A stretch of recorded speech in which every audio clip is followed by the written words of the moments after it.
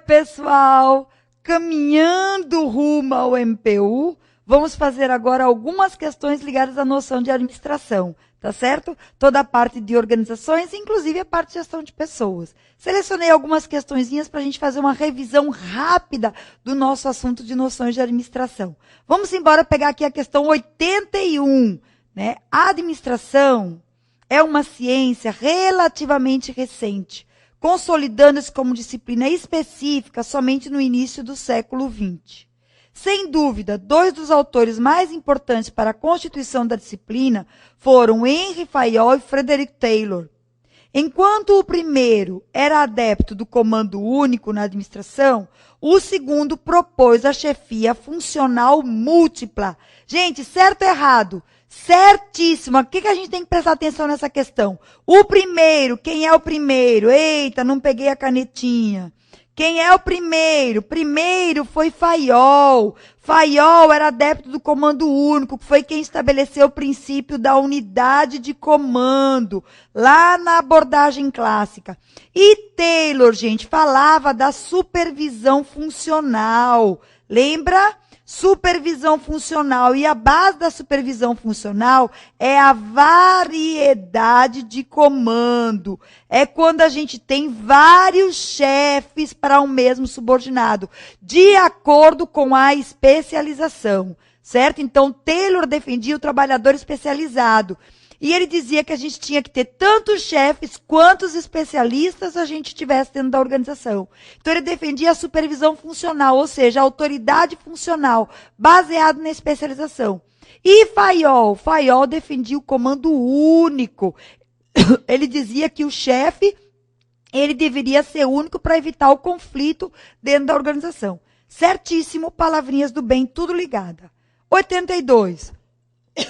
A abordagem divisional da departamentalização ocorre quando as atividades são agrupadas de acordo com as habilidades, conhecimentos e recursos similares. Minha gente, a abordagem divisional acontece quando as atividades são agrupadas de acordo com o produto, de acordo com o resultado, de acordo com o projeto. Divisional são... Na verdade, a estrutura funciona da seguinte forma. A gente tem grandes divisões e a gente tem um gerente cuidando das divisões. E dentro da divisional, a gente tem uma estrutura linear, tá certo? Baseada na função. Mas dentro da abordagem divisional, né, as atividades não são agrupadas de acordo com as habilidades, conhecimentos e recursos similares. Isso aqui é a departamentalização funcional, é essa a resposta, porque a abordagem divisional é baseada no produto, no resultado, no projeto. Ou seja, as atividades são agrupadas de acordo com o resultado que dão, e não de acordo com as habilidades, conhecimentos e recursos similares. Para isso, a resposta seria funcional. Errado isso, critério, tá? 83. No exercício do controle, o administrador deve estar mais atento aos casos padronizados do que às exceções. Minha gente, a função de controle é uma função diretamente relacionada com o planejamento. A gente estabelece metas e métodos de trabalho no planejamento. Para quê? Para que a gente possa controlar. E a gente viu que o controle, ele não se preocupa com o padrão, ele se preocupa com a exceção. E quando a gente fala em exceção, que é o princípio de Taylor, princípio da exceção, a gente fala de desvios positivos e de desvios negativos, tá certo? Então, a gente está lá dentro do padrão, a gente fica lá rodando o ciclo PDCA para manter o padrão. Mas a ideia da gente é, quando sai do padrão, o que a gente faz? Controla, monitora, mede, estabelece nova meta para a gente manter o padrão, tá certo? Então, a gente se preocupa com a exceção. Então, essa questão, no exercício do controle, o administrador deve estar mais atento aos casos padronizados que as exceções, é errado. Ele deve estar atento às exceções, porque o que está dentro do padrão, está dentro do padrão. Eu só fico monitorando para manter o padrão. Mas a preocupação tem que ser com a exceção. O que foge do padrão que tem que ser, né, a preocupação do controle. Tá bom? 84. De um modo geral, um processo consiste em uma sequência de atividades dispostas em um conjunto de arranjos de trabalho. e que pode envolver um ou mais departamentos, máquinas e pessoas. Ok, falando de processo, né? Do ponto de vista moderno da gestão pública, os processos compreendem um conjunto de decisões que transformam insumos em valores gerados aos clientes cidadãos. Considerando essas definições e os aspectos a elas relacionadas, assinale a opção correta a respeito da análise da melhoria de processos. No setor público, a emissão de certidões para os cidadãos é classificada como um serviço relativo à categoria de processos de apoio. Gente, tudo aquilo era uma enrolada só para você dizer se isso aqui está certo ou errado. Veja, no setor público, a emissão de certidões para os cidadãos é classificada como um serviço relativo à categoria de processos de apoio. Minha gente, a gente tem processos finalísticos e processos de apoio. Os processos finalísticos são aqueles processos de transformação, ou seja, são aqueles processos ligados à atividade fim do órgão, para que ele serve, tá certo? E os processos de apoio são os processos secundários que vão dar suporte para as atividades fins. A pergunta é a seguinte: a emissão de certidões para os cidadãos. Minha gente, o fim do Estado é proporcionar satisfação ao cidadão. É atender às necessidades do cidadão. A emissão de certidão para o cidadão deve ser o fim do Estado, tá certo? É emitir a certidão do INSS, tá certo? Então, qual é o fim? É dar pensão, aposentadoria, emitir certidão. Então, veja, isso não pode ser apoio. Isso tem que ser o fim do órgão disponibilizar um serviço de boa qualidade. Isso é um serviço que está sendo disponibilizado pelo órgão público. A partir dos dados que você paga, ele disponibiliza a certidão. Então, isso é uma atividade fim, faz parte de um final de um processo todo, que começa provavelmente do débito do teu pagamento até chegar na certidão, que a certidão é a comprovação de que aquele serviço foi feito. Então, dentro da gestão por processos, inicia-se com a matéria-prima e termina-se com o cliente final. Quer dizer, eu entrego o resultado para ele, né? E o resultado vai ser o quê? A certidão provando para ele que ele pagou e que ele está quites. Então, isso aqui está errado, porque a emissão de certidão não é apoio, é fim. Tá certo? É fim, é a finalidade do órgão dentro da visão horizontal de processos que tem entradas, o processamento e as saídas. E as saídas são focadas num cliente. E quando eu estou emitindo a certidão, provavelmente essa certidão é um fim de um processo do qual teve aqui, né, várias informações que entraram e que foram processadas. Ok? Então, isso está errado. 85. A reforma administrativa realizada na era Vargas, a partir da criação do Departamento Administrativo do Serviço Público, teve como características marcantes o fortalecimento das atividades fim do Estado em detrimento das atividades meio, ou seja, aquelas relacionadas à administração em geral. Minha gente, aqui é a evolução do Estado moderno. Foi na década de 30 que a gente promoveu a primeira reforma na administração pública brasileira e o DASP foi um marco na implantação dessa reforma, porque foi ele que implantou a administração pública burocrática. E a administração pública burocrática, gente, ela tinha como grande objetivo fortalecer os processos de trabalho, um controle a priori, né? Melhorar os procedimentos da administração pública através de regras e procedimentos de padronização, né? Para que pudesse atender às necessidades do cliente. E a gente diz do cidadão, né? E a gente diz que, no fim das contas, a administração burocrática se voltou para dentro dela mesma. Passou a ser um modelo autorreferido, ineficiente, moroso e lento, deixando de atender. Mas, minha gente, a ideia do DASP, né, não foi fortalecer as atividades fins, tá certo? O objetivo do DASP não era para voltar-se para o cliente. O objetivo do DASP era melhorar os procedimentos administrativos que aconteciam dentro do Estado. O fim do Estado é o cidadão. para chegar a esse fim, ele precisava melhorar os processos internos, que a gente chama de controle a priori, que era para combater a corrupção e o nepotismo no período passado. Então, a gente não está fortalecendo as atividades fim do Estado em detrimento das atividades meio. Pelo contrário, a gente está também fortalecendo as atividades meio para chegar aos fins. Tá certo? Esse é o objetivo do DASP. E, sobretudo, não em detrimento das atividades meio, porque o DASP ele procurava organizar os processos de trabalho. O controle era em cima dos processos. O DASP era um órgão que implantou a administração burocrática. Então, jamais em detrimento das atividades meios. Mas, assim, ele buscava trabalhar os meios para chegar aos fins. Tá bom? Então, está errada essa colocação aqui dessa questão. Ok? Vamos para 86. Denomina-se downsize a representação da diminuição de cargos operacionais em uma organização, suscitada pela condução de maior produtividade e flexibilidade organizacional. Gente, o downsize é uma técnica que nasceu com a qualidade, né? Um assunto qualidade, gestão da qualidade que está lá no teu edital. Né? E a ideia de downsize é de reduzir os níveis hierárquicos e enxugar a estrutura da organização. O nome está dizendo downsize, diminuir o tamanho, reduzir os níveis hierárquicos. Mas, gente, quanto mais níveis hierárquicos, maior problemas de comunicação, que você imagina, né? A comunicação passando por vários níveis, né? E problemas de comunicação, gente, é problema, inclusive, com a informação, que é a base de toda a organização.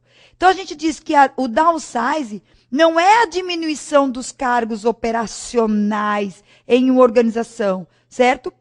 Suscitada pela condução de maior produtividade e flexibilidade. O downsize é a diminuição dos níveis hierárquicos e está relacionado ao enxugamento da estrutura organizacional, né? O enxugamento da estrutura organizacional, certo? Para melhorar a comunicação dentro da organização, para dar maior flexibilidade, tudo bem, né? Para conduzir até a melhoria da produtividade, pode ser, mas jamais o downsize é uma representação da diminuição de cargos operacionais, né, minha gente? É uma diminuição da estrutura, né? Uma diminuição, um enxugamento da estrutura organizacional, tá bom? Então, essa definição de downsize está muito restrita. Não é isso que significa downsize, tá? O nome está dizendo downsize, diminuição do tamanho da organização, enxugar a estrutura, diminuir os níveis hierárquicos da organização, ok? Então, 86, errada. 87. Para se visualizar o detalhamento das atividades do processo de recepção de novos estudantes em uma universidade, deve-se utilizar a ferramenta da gestão da qualidade denominada fluxograma. Gente, o que é o fluxograma? É uma técnica, né, de administração, assim como o downsize e outros mais, benchmarking, empowerment, brainstorm, são todas técnicas que surgiram aí da qualidade, né, e que a gente utiliza, independente de estar adotando um método de qualidade, tá certo? E o fluxograma é uma representação, não está dizendo, é um fluxograma. É a representação gráfica do fluxo de trabalho dentro da organização. É a representação gráfica dos passos de um processo, porque o fluxo de trabalho são os passos do processo de trabalho, tá certo? Então, como é que o processo começa? Começa com essa tarefa, vai para esse, vai para esse, vai para esse. E o fluxograma a gente representa através de algumas notações, de uns símbolos. E esses símbolos, né, o início, aí pega a atividade, aí fica aí tem a lógica, né? Se tá certo, vai para cá, se não tá, vai para outra atividade e assim vai. Então, para se visualizar o detalhamento das atividades de um processo de recepção, o detalhamento das atividades em uma universidade, você usa o fluxograma. Exatamente, é o fluxograma que mostra o detalhamento das atividades de um processo. Ou seja, mostra os passos de um processo, né? De um processo de trabalho padronizado. Tá bom? Certíssima a questão número 87, é a ferramenta ideal. 88. acerca da gestão da qualidade e do modelo de excelência gerencial, a gestão da qualidade no âmbito dos serviços busca estabelecer de maneira objetiva os limites entre produção e consumo, ou seja, delimitar onde termina a produção e onde começa o consumo. Minha gente, a gestão da qualidade é uma visão horizontal. A visão da qualidade é uma visão de processos de trabalho. Se é uma visão de processos, é uma visão que parte, né, de um fornecedor, que vai colocar entradas, que vão ser processadas, que vão ser saídas para um cliente. Ou seja, é uma visão de sistema aberto. E quando a gente fala numa visão de sistema aberto, a gente não consegue medir aonde começa um sistema e termina o outro. Ou seja, é uma interligação direta com o ambiente até chegar no cliente. Então, quando ele diz aqui que a gente vai estabelecer de maneira objetiva os limites entre produção e consumo, ou seja, os limites, a gente vai falar, até vai questionar dentro da visão de processos, aonde que estão as fronteiras, porque na realidade a visão de sistema aberto, que é a visão sistêmica de sistema aberto, a gente não tem fronteiras e limites. As fronteiras geográficas estão demarcadas, mas as fronteiras da qualidade, as fronteiras políticas, sociais e econômicas, a gente não sabe aonde acaba. É a visão orgânica que a qualidade tem, né, de flexibilidade. Então, a gente jamais vai separar aonde acaba a produção e onde começa o consumo, porque na realidade é uma visão de trás para frente, ou seja, você parte do consumo, você parte da efetividade para você chegar na eficiência. Então você parte do impacto, daquilo que teu cliente quer, do consumo, para você poder decidir, né, o que você vai produzir internamente. Então é uma visão interligada, interfuncional, interdependente, jamais separada. A visão da qualidade é uma visão sistêmica, é uma visão de sistema aberto, são as palavrinhas do bem para a qualidade. Então, isso aqui está errado, a questão número 88. Vamos para 89? Vamos lá, 89. Os mecanismos de accountability vertical, baseados na liberdade de opinião e de associação, impõem a necessidade de existência de instituições estatais e agências com poder legal, e para a realização de ações de supervisão de rotina, até no âmbito das sanções legais decorrentes de ações contra atos delituosos. Gente, vê que frase complicada. Mas vamos lá. O que é accountability? Accountability significa prestar contas. É um termo da língua inglesa que significa prestação de contas. Prestação de contas que traga a responsabilização. Então, a accountability em prova de concurso pode ser entendida como prestação de contas ou responsabilização. E quando a gente fala em responsabilização, ou seja, no instrumento de accountability e responsabilização, a gente pode dizer que a gente tem 3 níveis de accountability, ou 3 maneiras de olhar a accountability. A vertical, a horizontal e a social. A accountability vertical, que é essa que ele está dizendo aqui, gente, é aquela accountability que é feita em níveis diferentes, ou seja, é o Estado e a sociedade e o cidadão, quando, através do voto e da eleição, a gente não elege o político. Então, a accountability vertical, baseados na liberdade de opinião e de associação, né, mais ou menos, não é bem isso. A accountability vertical não é baseada na liberdade de opinião e de associação. É, na realidade, a accountability vertical é exercida através do voto e da eleição. Mas tudo bem, você poderia até dizer que esse início da frase podia ser que é a responsabilização a partir da tua liberdade de opinião, tá? Mas isso fica melhor para a accountability social. E aí ele diz, impõe a necessidade de existência de instituições estatais. Gente, a vertical está em nível diferente. A horizontal é quando acontece dentro da própria estrutura do Estado. É quando o político é responsabilizado pelos órgãos de controle, ou seja, pelas instituições estatais e agências com poder legal, para responsabilizar, aplicar multa, pedir devolução de recursos, tá certo? E exercer a accountability horizontal. São os tribunais de contas, são as controladorias internas, são as controladorias, o Tribunal de Contas que exerce o controle externo, o poder legislativo, né, também que exerce o controle externo, é o Ministério Público que age na defesa dos interesses do cidadão, é o Poder Judiciário que julga os processos contra o patrimônio público, ou seja, são os órgãos de controle, né, que estão atuando na defesa e na responsabilização dos políticos. Então, essa é a contabilidade horizontal. Então, isso aqui que ele diz aqui, gente, que é a necessidade de existência de instituições estatais e agências com poder legal para a realização de ações de supervisão de rotina, isso aqui está errado. Isso aqui não é definição de accountability vertical, mas sim de accountability horizontal.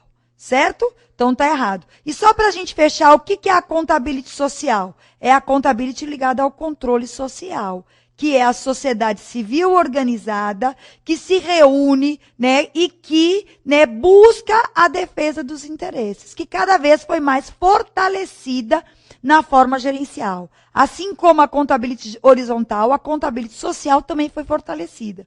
Segundo os estudiosos, a contabilidade vertical ainda é a forma mais fraca de accountability. Por quê? Porque o povo continua, através do voto e da eleição, elegendo políticos sem a devida responsabilização. Vamos dizer assim, os fichas sujas, né? Porque, na realidade, né, eles não foram responsabilizados e o povo continua elegendo. Ok? Então, 89 é errado. 90.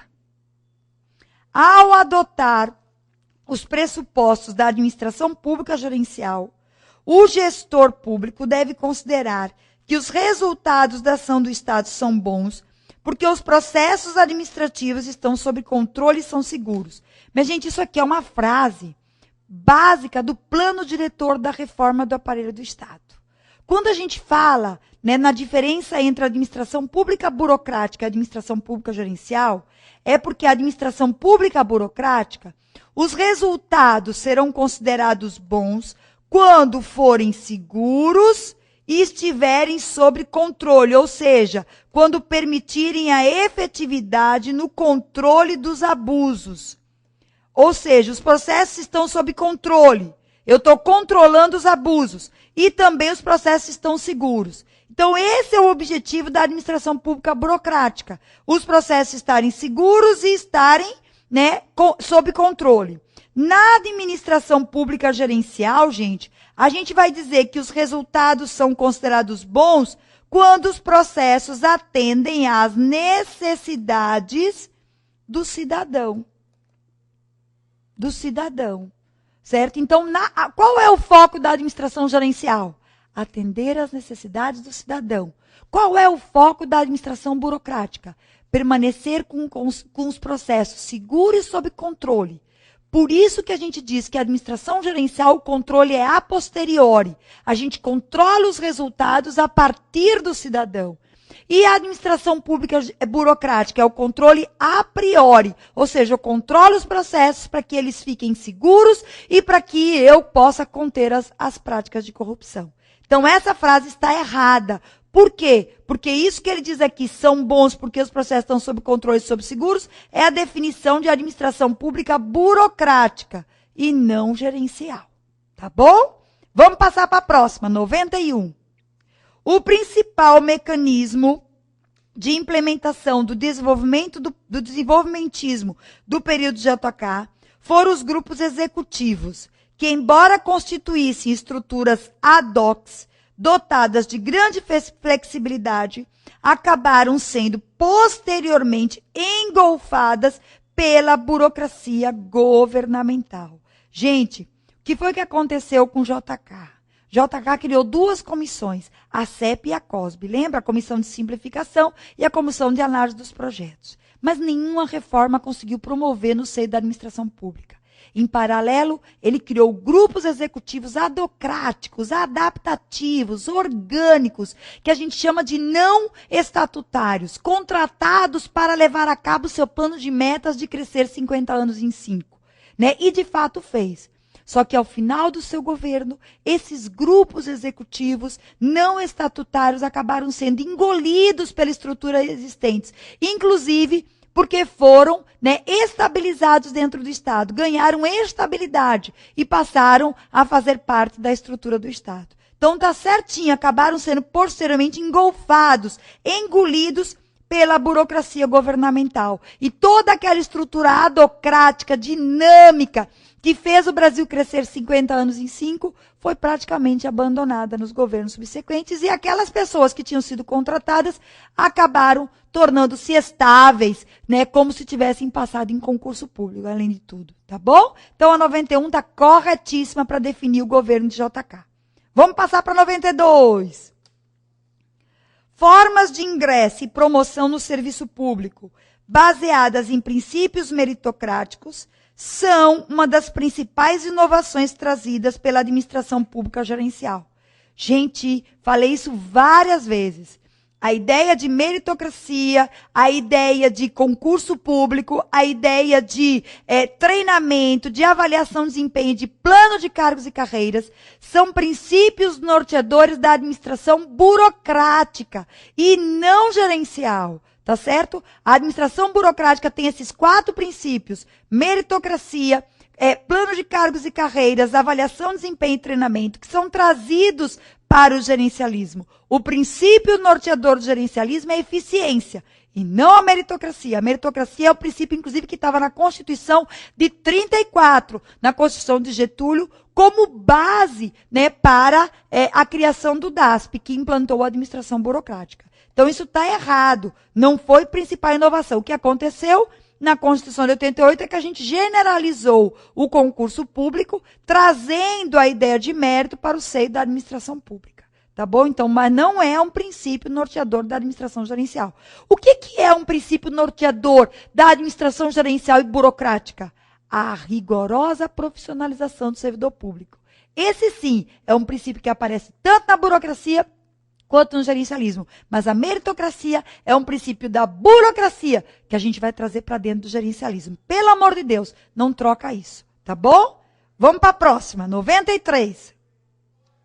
Define-se cultura organizacional fraca como aquela em que os valores compartilhados exercem alto impacto no comportamento dos funcionários. Mas, gente, cultura organizacional é um assunto que está lá no teu edital também. A cultura organizacional são valores, crenças, ideias, linguagens tidas como certas e comunicadas como certas para os seus membros, tá certo? E aceitas por eles. A cultura é construída, parte até do fundador, mas ela é construída entre os membros da organização. E a gente, quando quer classificar a cultura, a gente fala em cultura forte e cultura fraca. A cultura forte, gente, são aquela no qual as crenças inconscientes são compartilhadas por todos os membros da organização. E a cultura fraca é aquela cultura no qual existem pessoas dentro da organização que não compartilham daquelas crenças, que discordam daquelas crenças. E a gente diz que a cultura fraca, ela traz um problema. Ela faz com que as pessoas não queiram trabalhar, aumenta os índices de rotatividade, os índices de absenteísmo, as faltas ao trabalho, tá certo? E não dá a liga, não dá esse sentido de pertencimento que a cultura forte traz. A cultura forte dá personalidade, dá identidade, faz com que as pessoas queiram ficar na organização. Aí ele bota, define-se cultura fraca como aquela em que os valores compartilhados exercem alto impacto. Pelo contrário, gente, na cultura fraca, os valores não exercem alto impacto, os valores compartilhados, porque, na verdade, as pessoas não compartilham daqueles valores, tá certo? As pessoas até discordam daqueles valores, porque a cultura é fraca, tá? Então, tá errado esse conceito de cultura organizacional, tá bom? Então, vamos para 94. Pega aí a 94. Em se tratando de gestão de pessoas, liderança pode ser definida como a capacidade de concluir oportunamente situações desejadas e necessárias aos resultados da empresa, interativamente com a consequente melhoria das relações interpessoais. Então, você alcança os resultados com a consequente melhoria das relações interpessoais. Gente, ó para mim, liderança é inspiração. Liderança é motivação. Liderança é processo de influenciação. Minha gente, a liderança, ela não tem como objetivo alcançar os resultados. A liderança, ela tem como objetivo motivar, inspirar, persuadir, influenciar as pessoas a fazerem as coisas. E daí os resultados são consequência. E aqui ele está fazendo o contrário. Ele está dizendo que você vai buscar resultados e, como consequência, você tem melhoria nas relações interpessoais. A liderança é o contrário. Você visa melhorar as relações para daí você alcançar os resultados. A liderança, gente, é diferente do chefe. O chefe manda fazer, a liderança inspira a fazer, né? O chefe diz o que tem que fazer e alcança resultados. O líder impulsiona a fazer para alcançar resultados. Tá certo? Então, o líder motiva, inova, né? O chefe, na realidade, ele está atrás das tarefas. Então, assim, existe uma diferença, assim, clara. E quando ele coloca a liderança, você tem que ter esse foco. É uma gestão voltada para as pessoas. É uma liderança, é aquele que influencia, a palavrinha do bem. Influenciar, inspirar, motivar a alcançar resultados. Faltou isso. E aqui ele faz o contrário. Ele fala em resultados e fala que a consequência é a melhoria das relações interpessoais. E aí é o conceito contrário. Errado a 94. Vamos continuar, que o nosso tempo está estourando. 95. Segundo a teoria de Herzberg, na abordagem dos fatores motivacionais em recursos humanos, quanto maior for o salário dos funcionários como retribuição pelo seu trabalho, maior será a sua motivação. Gente, segundo a teoria de Herzberg, a gente vai ter os fatores higiênicos, que são os fatores fisiológicos, os fatores de segurança e os fatores sociais. E vamos ter os fatores efetivamente motivadores, que são os fatores ligados à autoestima e à realização. Minha gente, salário é fator higiênico. O salário até pode gerar algum reconhecimento. Mas depois que você incorporou no primeiro mês, ninguém vai trabalhar mais porque está ganhando um salário maior. Salário, iluminação, condições de trabalho, né? Isso, relações com o chefe, relações com os colegas, isso é higiênico. Se não estiverem presentes na organização, pode levar à diminuição da produtividade. Mas um bom salário não vai fazer com que ninguém trabalhe mais. O que vai fazer que seja efetivamente motivador são os fatores ligados à estima, que é o reconhecimento, e os fatores ligados à realização, que é o desenvolvimento pessoal, o crescimento, o desafio, as metas. E esses sim são fatores motivadores. E salário é higiênico. Salário trabalha num contexto de insatisfação, aumento ou diminuição, e não satisfação. Tá bom? Então também, né, maior motivação. Errado, tá certo? Porque não são fatores que levam a maior motivação. Vamos para a questão número 96. De acordo com Victor Vroom e a sua teoria da expectativa, a crença de que é possível alcançar um resultado indesejável leva a pessoa a diminuir o esforço. Assim, se para alguém uma atividade não remunerada, um hobby, é mais importante que o seu trabalho, e sua ascensão profissional depende de mais dedicação ao trabalho e de renúncia a esse hobby, a pessoa deixará de se esforçar para alcançar uma promoção. Pessoal, como é que diz a teoria da expectativa de Victor Vroom? Que na realidade o esforço te leva a um desempenho. E o desempenho, na realidade, que está dentro da organização, vai te levar a objetivos individuais. Ou seja, as pessoas se esforçam porque as pessoas vão ter um desempenho dentro da organização, que é o comportamento, né? O comportamento leva a um desempenho, e o desempenho leva ao alcance, que aí você quer o quê? Salário, você quer promoção, ou você quer simplesmente um hobby, e você vai trabalhar bem, você vai se esforçar para ter um bom desempenho, para você ter tempo livre para o hobby, que é o que diz, né?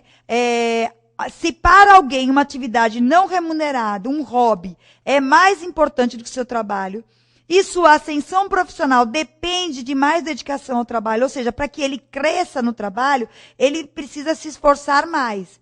mas ele não quer, e aí ele tem que renunciar a esse hobby. E ele não quer renunciar. Então o efeito é contrário, né, gente?